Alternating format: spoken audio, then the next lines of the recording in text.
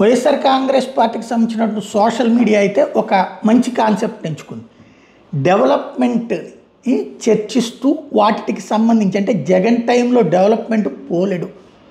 సచివాలయ వ్యవస్థ ఆషామాషి కాదు, సర్వీసెస్ అనేది ఇళ్ల దగ్గరికి చేరడం ఆషామాషి కాదు, వైద్యం ఇంటి దగ్గరికి చేరినటువంటిది, అట్లాగే సేవలు ఇంటి దగ్గరికి చేరినటువంటి అవి నెగిటివ్గా ప్రచారం చేసి లబ్ధి పొందినటువంటి కూటమి ఈ రోజున వాళ్ళు దాంట్లో కొంత మార్పులు చేసి అవే అమలు చేస్తున్నారు.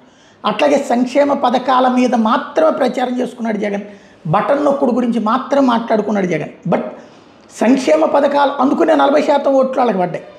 అట్ ద సేమ్ టైం తటస్థుల ఓట్లు మిగతా వాళ్ళ ఓట్లు పడలేదు. ఎందుకని అంటే డెవలప్మెంట్ ఏమీ జరగలేదన్నటువంటి కూటమి మాటల్ని నమ్మారు, చెప్పుకోలేకపోయాడు జగన్మోహన్ రెడ్డి. దాన్నే ఇప్పుడు పదే పదే ప్రచారంలోకి తీసుకొస్తున్నటువంటిది వైఎస్ఆర్ కాంగ్రెస్ పార్టీ. ఒక సిస్టమేటిక్గా తీసుకొస్తుంది. పోర్టులు వాస్తవంగా చంద్రబాబు గారు ఇప్పుడు పదే పదే చెప్పుకుంటుంది ఏంటి, ఎక్కడికి వెళ్ళినా సరే ఆర్థిక అభివృద్ధికి మేము పట్టుగొమ్మల్లాగా తయారు చేస్తున్నాం అన్నటువంటి. చంద్రబాబు గారు సుదీర్ఘకాలం పాటు ముఖ్యమంత్రిగా ఉన్నారు. ఏనాడన్నా సాగర తీర ప్రాంతపు అభివృద్ధి మీద కాన్సన్ట్రేట్ చేశారా? పోర్టుల గురించి కాన్సన్ట్రేట్ చేశారా? పోర్టు బేస్డ్ ఎకానమీ గురించి కాన్సన్ట్రేట్ చేశారా?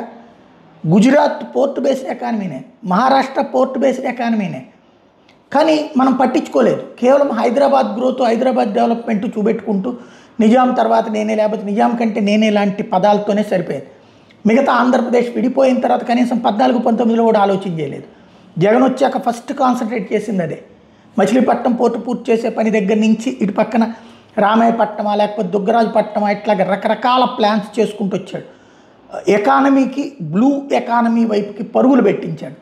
పనులు ప్రారంభమైనాయి. అందులో కూడా పెట్టుబడి ప్రభుత్వమే పెడుతుంది, కార్పొరేషన్ పెట్టి. ఎవడైనా సరే వచ్చి అందులో జాయిన్ అవ్వచ్చు. వాళ్ళకి ఆ పోర్టు మీద హక్కులు మాత్రం ఇవ్వడు. ప్రైవేటు పోర్టుని, గంగవరం పోర్టుని అదానీ కొంటానంటే పర్మిషన్ ఇచ్చాడు. కానీ ప్రభుత్వ పోర్టుల్లో అదానీ కూడా వచ్చి పెట్టుబడి పెట్టచ్చు. కానీ ఆజమాయిషి ప్రభుత్వం చేతిలో ఉంటుంది. అది ఒక అద్భుతమైనటువంటి ప్లానింగ్ చేసుకుని వచ్చాడు. దాన్ని చెప్పుకోలేకపోయాడు. ఇప్పుడు చంద్రబాబు గారు పదే పదే పారిశ్రామికవేత్తలతో చెప్తుంది అది, మా దగ్గర బోలెడు పోర్ట్లు ఉన్నాయి, ప్రతి 60 కిలోమీటర్లకు ఒకటి ఉంటుంది, తద్వారా బోల్డ్ అంత ఎకానమీ ఇక్కడ గ్రోత్ ఉంటుంది, మీరు ఇండస్ట్రీస్ పెట్టుకోండి అని చెప్పేసి.